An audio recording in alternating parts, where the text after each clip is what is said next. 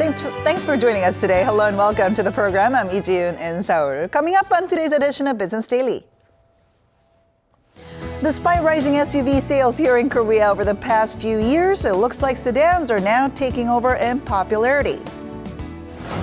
The Korean won has seen a sharp turnaround due to global weakening in the US dollar. What has led to this, and is this good news for the Korean economy? We'll sit down with an expert to talk about this.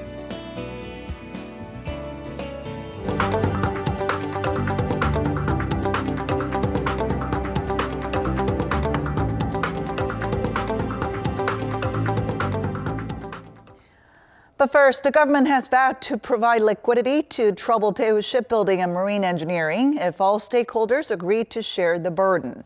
Speaking at a ministerial meeting on corporate restructuring here in Seoul, Finance Minister Sewol-ho said the shipbuilders' creditors have looked into all options, including the company's backlog orders.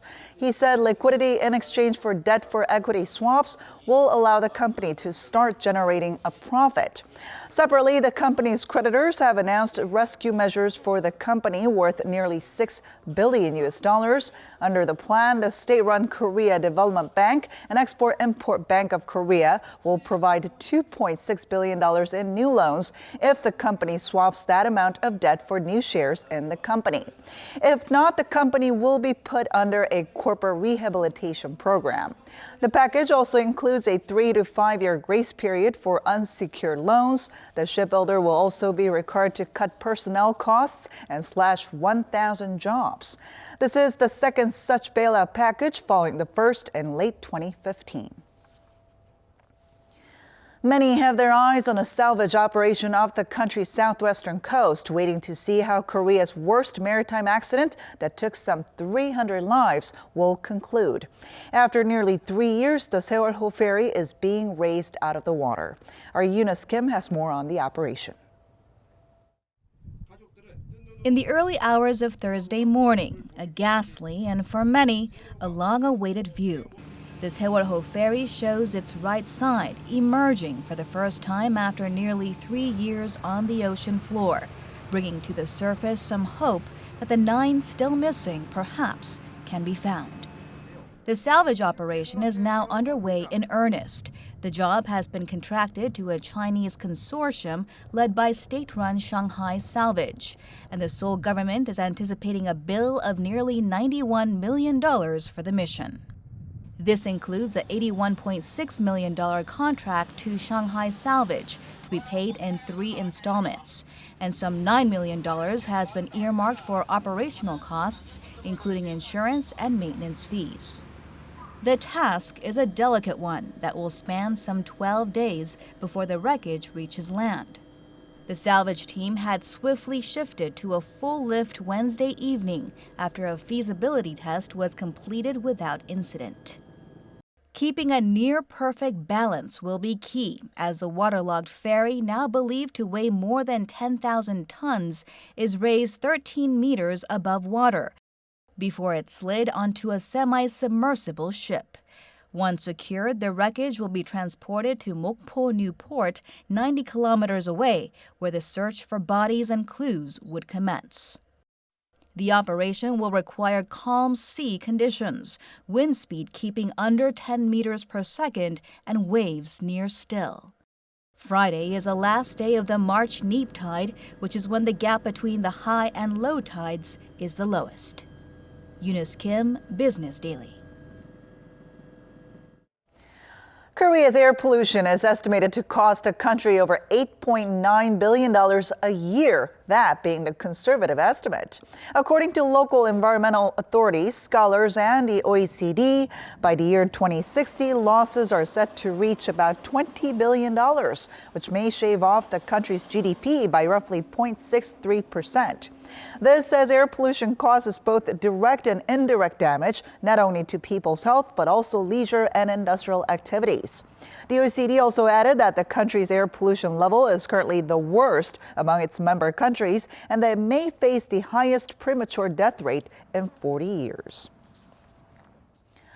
Global oil prices have tumbled to their lowest level in nearly 4 months as data shows the U.S. crude stockpiles rising faster than expected. The price of West Texas Intermediate for May delivery fell 0.4% to $48 a barrel on Wednesday, with prices dropping to as low as $47 during the session.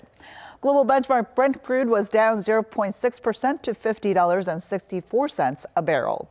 The U.S. Energy Information Administration reports that domestic crude inventories had risen by nearly 5 million barrels last week, far exceeding forecasts of a 2.8 million barrel increase. OPEC members are expected to extend their deal to cut production during an upcoming May meeting, but investors have pointed out that the rise in U.S. production is reducing the effectiveness of the output cuts. Now, if SUVs were once considered the cash cows of Korean car manufacturers, now sedans are racing ahead. And our Lee Joo-young looks into the changing landscape of the local auto market. The popularity of SUVs in Korea seems to have hit its peak as the demand for sedans are quickly gaining momentum. Hyundai Motor's first car model of the year, the Sonata New Rise, is one example. On top of being the first locally produced midsize car to be equipped with an 8-speed transmission, it's also priced at about $270 cheaper than previous models. It was thoroughly developed from the customer's perspective. We will lead the mid-sized car market with our new design and customized operations.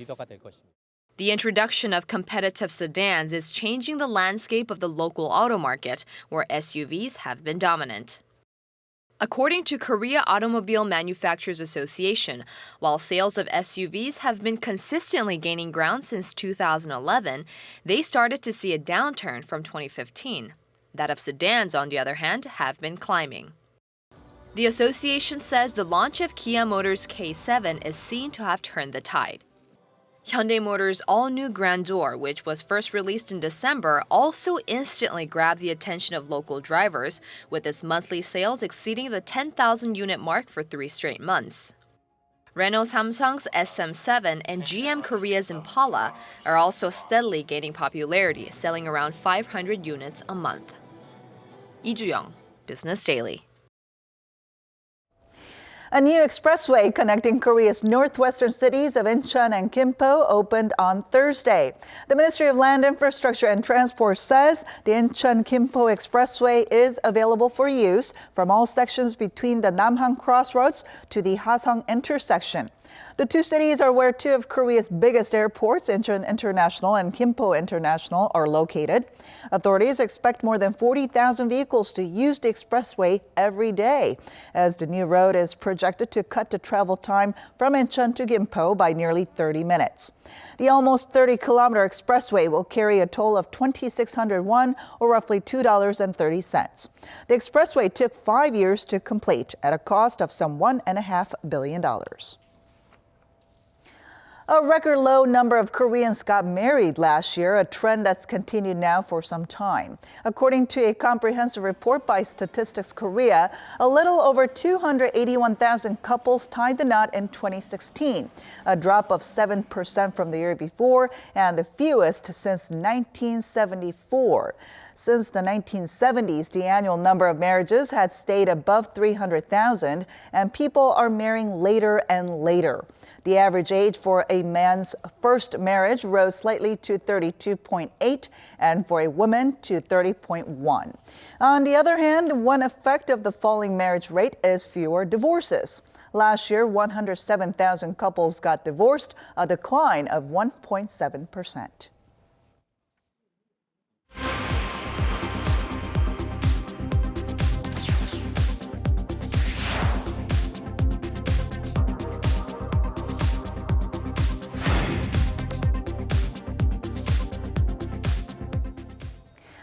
Recently, the Korean won has been strengthening as the U.S. dollar continues to slip further. So what's the reason behind this sharp turnaround and what impact will it have on the Korean economy? Let's find out. According to the Bank for International Settlements' latest report, the Korean currency has strengthened the most this year among 27 major currencies, including the US dollar. The strengthening of the won comes with a rise in foreign buying of Korean shares after much of the country's political uncertainty was lifted from a constitutional court ruling to impeach former President Park Geun-hye on March 10th. Meanwhile, the greenback has weakened after the U.S. Federal Reserve delivered a much-expected rate hike on March 15th, while also reiterating that 2 more increases are likely to happen this year. U.S. President Donald Trump's protectionist trade agenda seems to also be weighing on the currency market. The G20 summit of finance leaders in Germany wrapped up last week, and its communiqué ended up dropping the free trade pledge due to protests from the U.S. And with the U.S. Treasury Department set to release its report on foreign exchange policies of major trading partners next month, eyes are on which countries might be named currency manipulators. To tell us more about this, we have Professor Kim Se-won from Ewha Women's University joining us in the studio today. Great to have you here. Pleasure to be here. So tell us where the $1 exchange rate stands right now, and also why we have been seeing the won strengthen recently. Well, $1 exchange rate dropped below 1,120 level, and that was more than 81 drop in the last 3 months. Wow. And recent appreciation of the Korean won has been more affected by financial factors rather than economic fundamentals. Firstly, in the U.S., there has been a series of disappointment of slow progress of government policies on tax cuts, repealing Obamacare and government spendings, and that gave a large drop in U.S. stock market. And secondly, the U.S. Fed is increasing interest rate in the slow pace. So that got rid of uncertainties in Korean stock market. These 2 factors altogether made a more attractive Korean stock market to foreign investors. So that's the reason of the appreciation. Now, and like we heard in the report, the won has been strengthening with the rise in foreign buying of Korean shares. Right. Tell us more about this. Well, the boom of the Korean market is led by foreign investors because domestic, individual and institutional investors are selling stocks. And foreign investors' ownership of the Korean stock market is about the 500 trillion won, and that is about the 36% of the total market value. And actually, on my way to studio, I have a talk with investors, professional investors, and what they are saying is really different from the media. They are saying is, U.S. investors are saying that there is a very high possibility that Korea will be not included in the currency manipulating country. So if that happens, the profit of the Korean companies will be hugely increased. So for that purpose, foreign investors are investing for Korean stocks. Oh, that's definitely good news. Exactly. All right. Well, then how does the Korean won compare to that of other currencies right now? Well, Korean won is one of the most appreciated currencies between OECD member currencies and the emerging market currencies like the Chinese yuan. And in Taiwan, actually, they have a similar situation of the stock market boom. But Taiwan dollar is only appreciated by 1.3% on annual basis. However, Korean won has been at the same period appreciated by 3.2%. Okay. Now, at this point, we're wondering, so is the strengthening of the Korean won good news or bad news for the Korean economy? Well, in the past, we have constantly told that the only depreciation is good for Korean economy. But appreciation has good effect and bad effect over different industries. But it is a bad news for, of course, exporting companies, but it is a good news to importing companies. But to think of the Korean economic situation of today, I believe that appreciation has more negative effects on Korean economy because that exporting companies has more power to recovering economy today. Now, you mentioned it a little bit before, but with the U.S. Treasury Department's report set to be released next month, what can Korea do to prepare to minimize negative impact that this might have on the Korean economy and its financial market? Well, actually, nothing much. Okay. To exporting and importing companies, high volatility of the exchange rate is a more scary factor than simple increase or decrease of the Korean won. But previously, when market is too much volatile, Korean government and Bank of Korea intervened the market to lessen the volatility. But that is not allowed these days because Korean government is extremely cautious in manipulating the price of the Korean won in front of the decision of currency manipulating country list. Right. And also with the U.S. having raised its rates while the Bank of Korea is keeping steady with its regular low rate of 1.25%, the gap between the two countries' rates is narrowing. So how would this affect the Korean won? Well, what I'm teaching in Econ 101 class is when interest rate goes up, the country's currency appreciates and vice versa. So in the long run, it is pretty sure that Korean won will be depreciated. But that is only fundamental, not the phenomenon in the short run. In the short run, there are lots of ups and downs in the exchange rate. That is mostly affected by U.S. financial market situation. So I believe that there will be lots of more ups and downs, and small and big ups and downs continuously by the end of the year. All right. Thank you so much for your insight today. Thank you very much.